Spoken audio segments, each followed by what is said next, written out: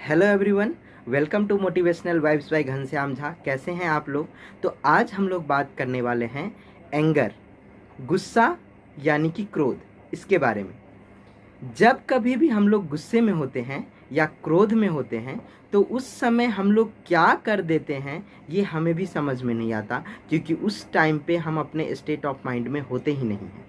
लेकिन बाद में जब गुस्सा करने के बाद हम अपना या दूसरों का नुकसान कर देते हैं, किसी को कुछ बातें कह देते हैं जो उनको नहीं कहनी होती है, किसी के साथ ऐसा कर देते हैं जो उनके साथ नहीं करनी होती है, तो बाद में पश्चाताप होती है हमें, लेकिन उसका हमें कोई फ़ायदा नहीं होता।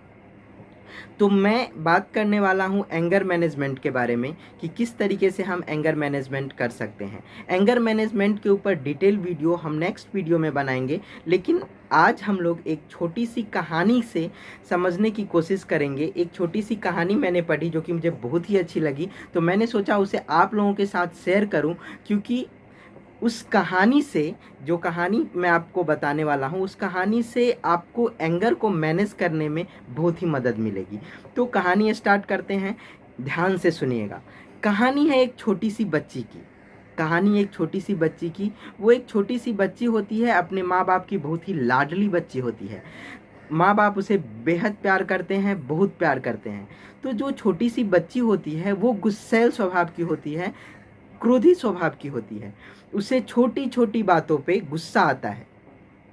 तो माँ बाप बहुत परेशान हो जाते हैं, क्योंकि उसका गुस्सा इतना अधिक होता है कि वो तो जब गुस्से में होती है तो किसी को भी मारने लगती है। जो कुछ भी सामान उसके हाथ में आए उसे उठा के पटक देती है।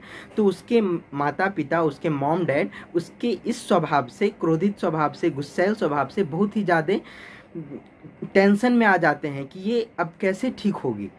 तो वो बच्ची तो किसी की बात सुनती भी नहीं थी, क्योंकि वो गुस्सैल स्वभाव की थी। तो उसके माता पिता ने उसके जो ट्यूशन टीचर थी उसको जा कर के बोला कि मैम प्लीज़, मेरी बेटी बहुत ही ज़्यादा गुस्सा करती है, थोड़ा बहुत आपका बात सुनती है, प्लीज़ इसे ठीक कर दीजिए, प्लीज़ इसे सुधार दीजिए कि ये गुस्सा थोड़ा कम करे।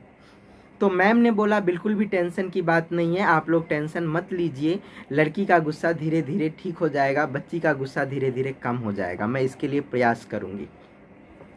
फिर जब बच्ची ट्यूशन क्लासेस के लिए आई तब मैम ने उसे बोला कि बेटा, आज से हम लोग एक गेम खेलते हैं। तो लड़की बहुत ही उत्सुक हो गई और उसने पूछा कि मैम ऐसा क्या गेम खेलेंगे हम लोग। तो मैम ने उसे बताया, जो उसकी ट्यूशन टीचर थी उन्होंने उसको बताया कि जब कभी भी, ये रूल है गेम का, कि जब कभी भी आपको गुस्सा आए तो क्लास के पीछे जो दीवार है उस दीवार पे जा कर के आपको एक कील गाड़ना है। उस क्लासेस का जो दीवार है उस दीवार के पीछे जा कर के आपको एक कील गाड़नी है। तो लड़की बोली ठीक है।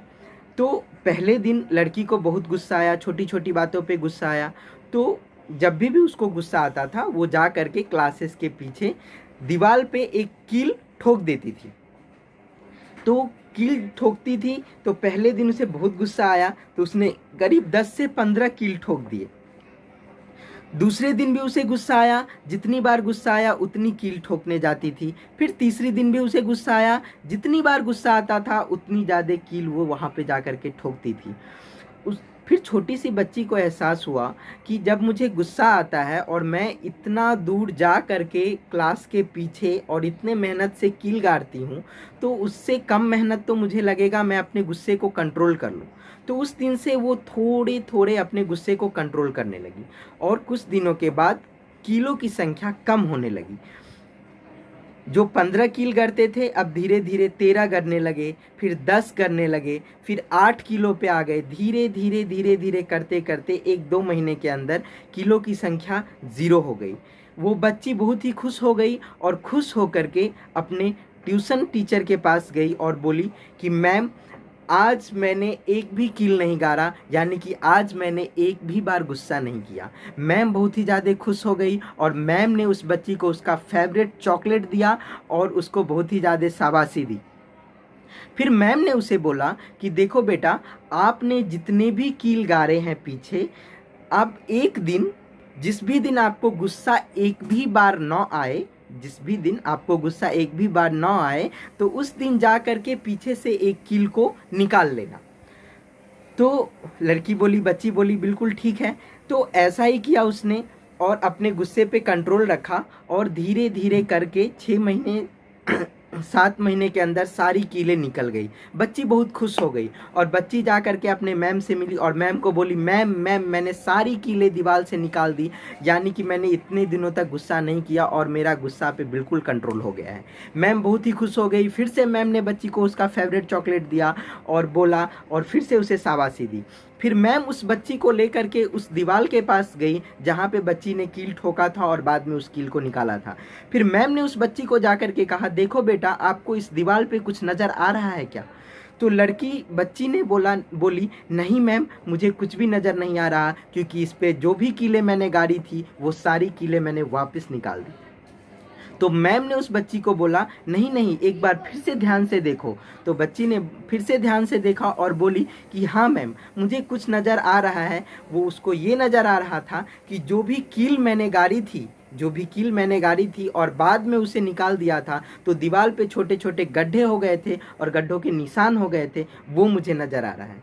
तो मैम ने उस बच्ची को समझाते हुए कहा कि देखो, जब भी तुमने कील गाड़ा था तो वो गुस्से में जो भी तुम करती थी उसका नतीजा था, और जब भी तुमने उस कील को निकाला वो तुम्हारा प्रायश्चित था। वो तुमने जो सॉरी बोलते हो अपने माँ बाप को या प्रायश्चित करते हो उसके बाद, वो था। लेकिन एक बार गुस्सा करने के बाद, फिर से उसको प्रायश्चित करने के बाद भी जो छोटे छोटे गड्ढे पड़ गए हैं वो निशान हैं। गुस्सा करने के बाद जो तुमने किसी को चोट दिए हैं या कुछ ऐसी बातें कह दी है, उसका निशान हमेशा रहता है, ज़िंदगी भर रहता है।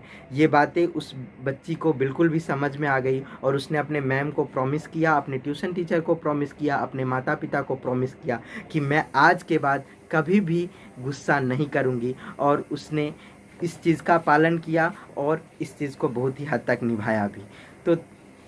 तो कैसा लगा आप लोगों को ये स्टोरी से मुझे लगता है कि प्लीज़ आप लोग भी अगर ये स्टोरी सुनेंगे, अगर किसी को ज़्यादा ही गुस्सा आता है तो प्लीज़ उनको ये वीडियो फॉरवर्ड कीजिए, उनको शेयर कीजिए और प्लीज़ एंगर को कम कीजिए।